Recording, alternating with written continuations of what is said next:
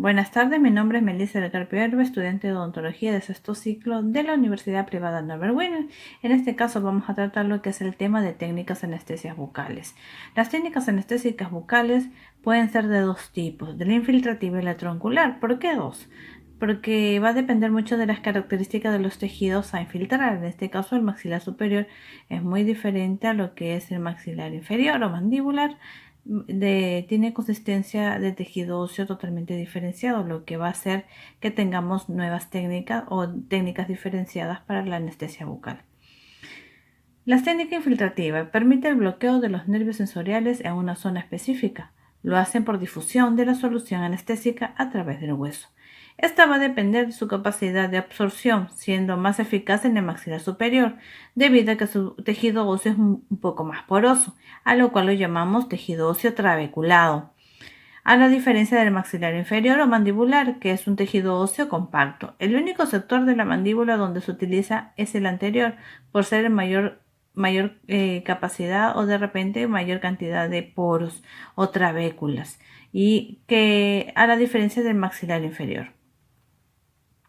Se pueden utilizar como técnicas primarias de elección inicial y secundaria como complemento de una técnica troncular.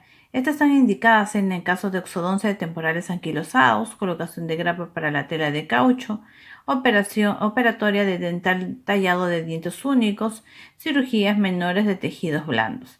Está contraindicada en zonas infectadas o inflamadas, en pacientes hemofílicos, biopsia evitando posibles alteraciones en el tejido, a resecar, en zonas terminales como papilas interproximales y cuando se utilizan soluciones anestésicas con un vasoconstrictor.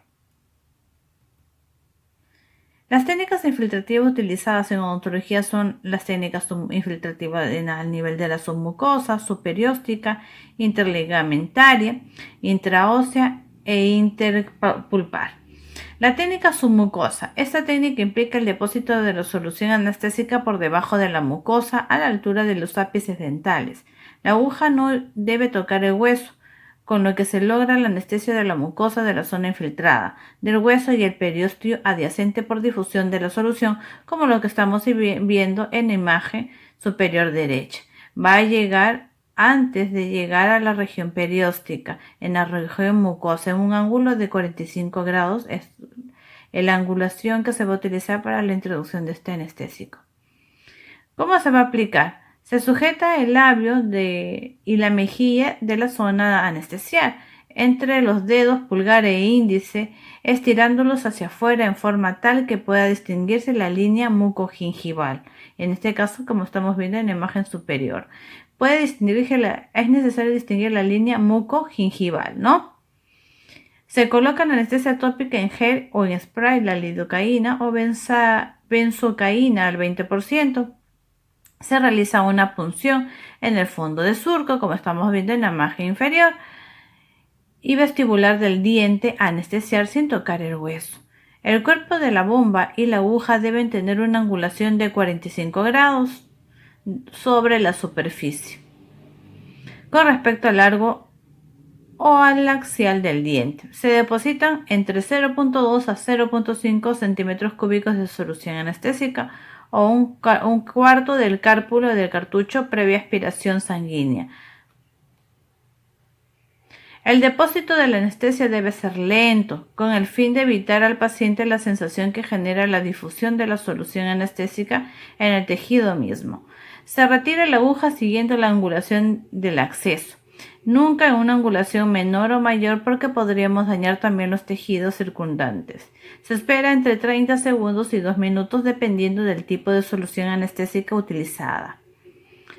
Técnicas, en este caso tenemos la otra técnica, supraperióstica. La inyección supraperióstica se practica para proporcionar anestésica del plexo nervioso del diente a tratar del hueso alveolar adyacente y de la pulpa del mismo. En ellas, la solución anestésica se debe difundir primero a través del periósteo y del hueso cortical para alcanzar el plexo nervioso alveolar superior y los nervios situados en el hueso esponjoso. Reparos anatómicos. Tenemos que tener en cuenta el fondo del surco del diente anestesiar. En la técnica superióstica, como su propio nombre lo dice, está por encima o antes de llegar a lo que es el periósteo, que va a envolver lo que es el tejido óseo, que es una lámina de tejido conectivo que alimenta el tejido alveolar, tejido óseo alveolar. La aplicación de esta técnica es importante. Se sujeta el labio y la mejilla de la zona anestesial entre los dos dedos pulgar e índice, estirándolos hacia afuera en forma tal que pueda distinguirse la línea mucogingival. Se coloca anestesia tópica en gel previa para aminorar las molestias de la punción externa. Se realiza una punción en el fondo del surco vestibular del diente anestesial, llevando la aguja en forma suave contra el hueso, sin penetrar el periósteo, permitiendo que la solución anestésica se difunda a lo largo de este y del hueso alveolar. Como vimos la anterior era submucosa. Este ingresa un poco más allá de la mucosa. Llega hasta el hueso, pero sin perforar lo que es el tejido conectivo que nutre el hueso, que se llama periósteo, como estamos viendo en imagen. El cuerpo de la bomba y la aguja deben tener una angulación de 45 con respecto al eje largo o axial del diente. Se deposita entre 0.2 a 0.5 de solución anestésica o un cuarto de cárpule, previa aspiración sanguínea. El depósito de la anestesia debe ser lento con el fin de evitar que sea molesto para el paciente. Se retira la aguja siguiendo la angulación del acceso y se espera entre 30 a 2 minutos que reaccione el anestésico aplicado.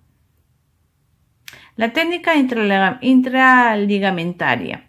La técnica intraligamentaria implica el depósito de la anestesia en el espacio del ligamento periodontal. Ha sustituido las inyecciones intraóseas debido a que son muy difíciles de realizar. Además, se requiere un equipo especializado para su colocación. En general, se utilizan como una técnica secundaria y es útil en unos casos de exodoncias como complemento de una técnica troncular, antes de realizar la luxación del diente, ya que reduce la propiocepción del ligamento periodontal, evitando que el paciente perciba la sensación de presión inherente a la luxación.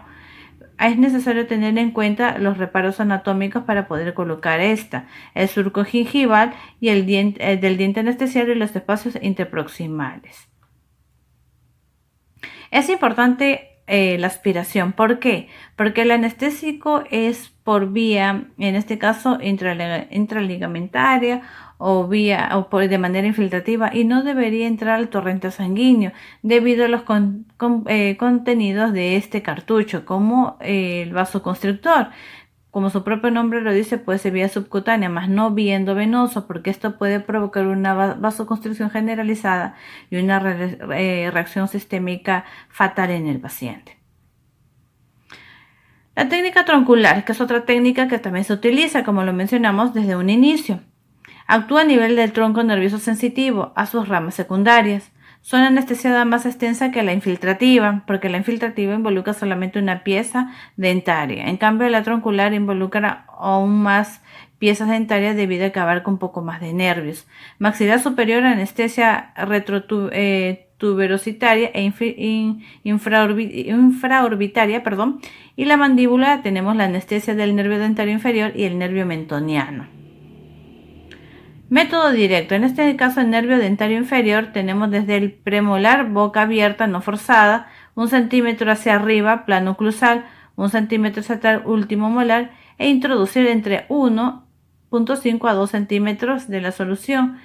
1.5 a 2 centímetros tenemos que introducir la aguja, como estamos viendo en la imagen superior, ¿no? E inyectar en 1.5 centímetros cúbicos.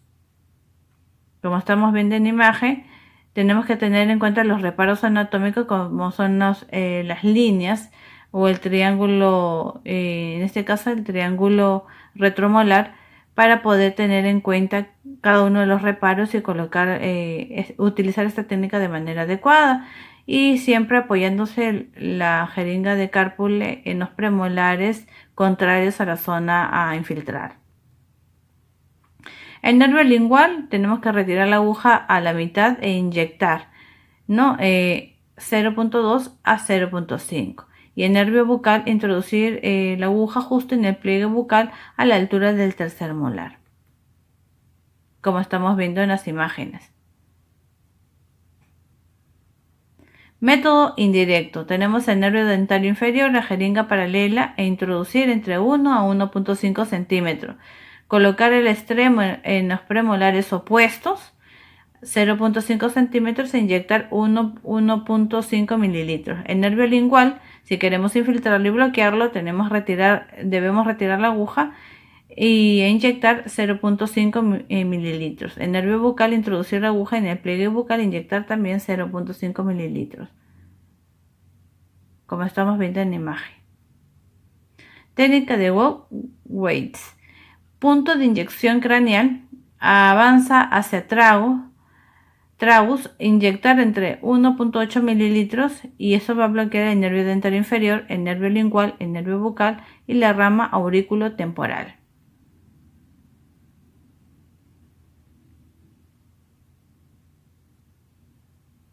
Técnica de aquinosis. En este caso es una técnica en la cual se va a utilizar la boca cerrada.